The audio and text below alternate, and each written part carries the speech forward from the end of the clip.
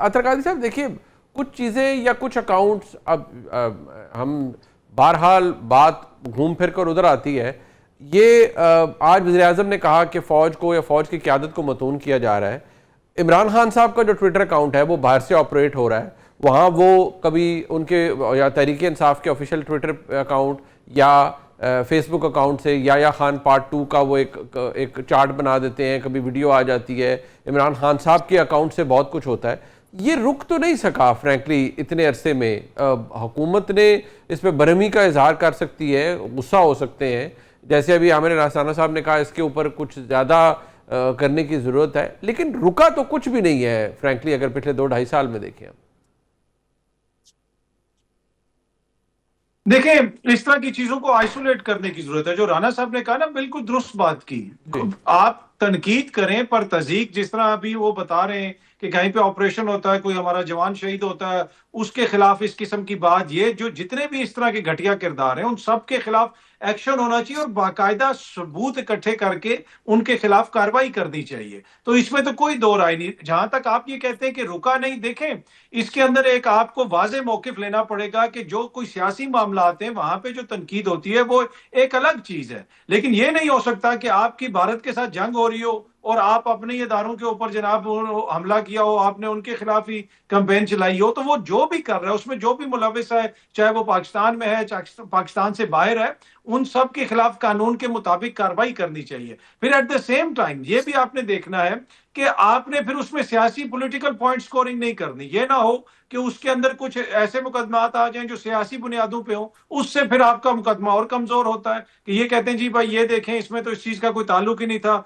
उसका भी बीच में नाम डाल दिया गया। तो ये एक ऐसी चीज है कि इसको आइसोलेट किया जाए कि ये है, इस तरह यहाँ पे कंपेन चल रही है, इस तरह इदारों के खिलाफ हो रहा है काम, इस तरह पाकिस्तान के खिलाफ काम हो रहा है, ये अकाउंट्स हैं, ये हैं, तो अपने इदारे उनके खिलाफ कानूनी कार्रवाई करें। फिर अगर आलमी सतह पे उसको उठाने की जरूरत है तो उसको भी उठाया जाए। अतर भाई, ये जो आपने कहा कि इसको तफरीक हमें करनी पड़ेगी, सियासी जो मामला है उसको अलहदा करना पड़ेगा, चले हम वो तफरीक भी कर देते हैं, तो जो उस पैराए के अंदर सियासी जमात की जानिब से, इमरान खान साहब की जमात की जानिब से कुछ ऐसे उनकी जमात के एक्टिविस्ट हैं, चंद खवातीन हैं, कुछ सजाएं हो चुकी हैं, वो अभी भी बहुत सी बातें एक्स के ऊपर, फेसबुक के ऊपर, पॉडकास्ट के ज़रिए अभी बहुत सी बातें होती हैं, वो भी बड़ी तज़हीक आमेज़ गुफ्तगू होती है, बल्कि कई दफ़ा तो इखलाक के दायरे से बिल्कुल बाहर गुफ्तगू होती है।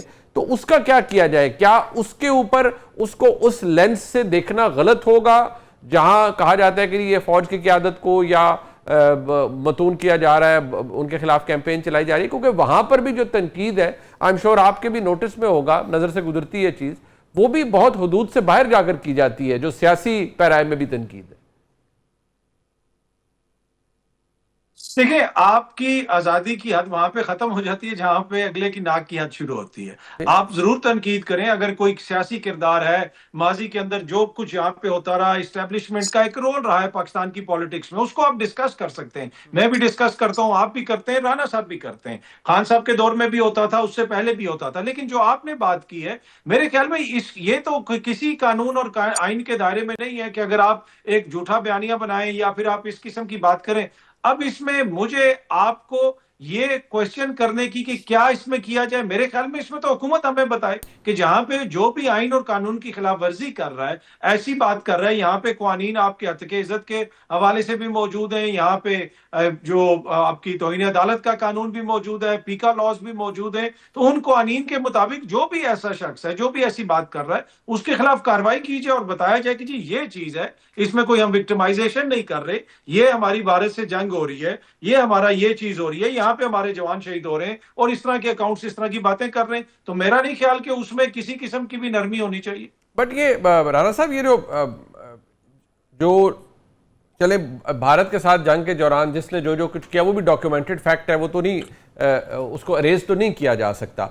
लेकिन जो सियासी मामलात है खालिस्तान, उसमें आर्ग्यूमेंट ये है कि जी एक सियासी जमात है, आप उसे दबा रहे हैं, कभी उसे कुचल रहे हैं, कभी उसको लोगों को डिस्क्वालीफाई कर रहे हैं, तो लोगों ने तो रिजेंटमेंट दिखानी है या सियासी जमात ने रिजेंटमेंट दिखानी है, और क्या करें? आप चाहते हैं वो बोले भी ना, आप चाहते हैं वो बात भी ना करें, ये आर्ग्यूमेंट दूसरी साइड से आता है। लेकिन वो फिर जो तनकीद होती है क्या उसके ऊपर भी क्लैंप डाउन करने की जरूरत है, या इतनी सियासी स्पेस रखनी चाहिए किसी भी निजाम के अंदर कि लोग वेंट आउट कर सकें अपना, अगर ग्रीवेंस है या कोई ऐसी बात है? क्योंकि ये यहां पर ये बहस भी अब रेलेवेंट है और इस पर बहुत बात होती है। देखिए मुनीब साहब, आपने ना जो सवाल स्टार्ट किया कि काबीना ये बात कही मुसल्लह अफवाज की और सारी, इस पे सिंपल सा है, डायरेक्ट आ जाए। जैसे अब पीटीआई के बाकायदा जो हमदर्द हैं पाकिस्तान से बाहर या लोकल, वो आर्मी चीफ फील्ड मार्शल की अपॉइंटमेंट के ऊपर, उनके टेन्योर के ऊपर एक क्वेश्चन कर रहे हैं और उसके नीचे एक तस्दीक आमेज मुहिम शुरू है। और आप उसको कहेंगे कि जी टेन्योर पे बहस करना कौन सा कोई गैर कानूनी है, लेकिन इशू ये है कि आप लीड क्या देते हैं, इसके ऊपर बात होनी चाहिए। कि आप छेड़ते हैं कि जी वो तो रिटायरमेंट 2 दिन पहले हो गई थी, फलां हो गया था जी, एक्सटेंशन थी जी, वो तो अगले के लिए लागू नहीं है। गेम करते हैं ना, बड़े प्यार प्यार से सवाल उठा के, और फिर नीचे एक ट्रोलिंग शुरू हो जाती है। ये है वो गेम जो गवर्नमेंट को भी समझनी चाहिए। जो लोग कर रहे हैं उनको समझाने का काम इदारों का है। आपने 8-10 इदारे खोल दिए हैं, अच्छा आपस में किसी के कोई सिर पैर ही नहीं है। आम आदमी केस चला जाए 10-10 महीने, फोरेंसिक ही नहीं हो रहा होता। भाई ये चीजें क्लियर करें ना आप।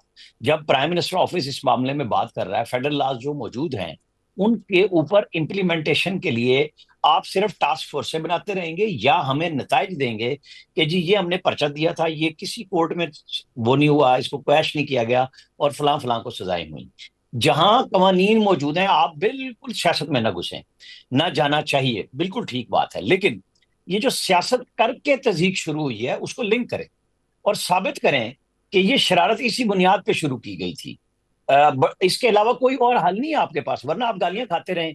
आदमियों का तो इल्जाम आता है कि आप उनको बुला बुला के मिलते हैं मुख्तलिफ दफातर में, और वो फिर किसी सियासी जमात पे छोड़ दिए जाते हैं कि नहीं तुम हमें कुछ नहीं कहना। ये सब चीजें आपको क्लियर करनी पड़ेंगी, और फिर वही लोग आपको डसते हैं और फिर आप दोबारा उनको झाड़ते हैं, बुलाते हैं। मुझे बहुत सारों का पता है जिनको बुलाया जाता है फिर दफ्तरों में कि तुम्हें ये कहा था, तुमने ये कर दिया जी, गलती हो गई। और भाई जो गलती करता है उसको पकड़े ना, पूछे ना, हमारा तो इससे कोई ताल्लुक नहीं है। हम जर्नलिस्ट हैं, हम बात करते हैं और ओपनली करते हैं। जिनका ये धंधा है, जिसमें उनका माल आ रहा है, वो कैसे पीछे हटे? वो नहीं हट रहे, लोगों ने नाम लिए हुए, लोग ट्रोल करते हैं उनकी। जो अभी आप ये देख लें तैयब बलोच का वाकया, उसने आज बैरिस्टर गौहर से बात की है ना, कि जी मुझे बताएं मैंने कौन सी गाली दी है। मैं बार बार ये दे रहा हूं मिसाल नवाबजादा नसरुल्लाह का, कि जब उनसे सवाल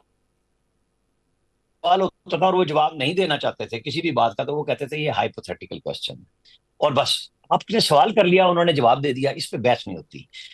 उन लोगों ने जब सवाल उठाया अलीमा खान साहिबा की जायदाद का, हालांकि अलीमा खान साहिबा से ये सवाल होना चाहिए कि आपने कहा था कि ये मोदी और इनकी मिक्स जंग है, ये वो सवाल है। उमर अयूब से ये बात होनी चाहिए कि ये जो आपने इल्जाम लगाए थे इतनी बड़ी पोजीशन पे बैठ के, साबित तो करें ना। ये जो बाकी केसेस हैं इनको छोड़ दें, ये लेके आए आप, इनके ऊपर करें। तैयब पे आज उसने बैरिस्टर गौर ने की ना बात कि मैं करूंगा।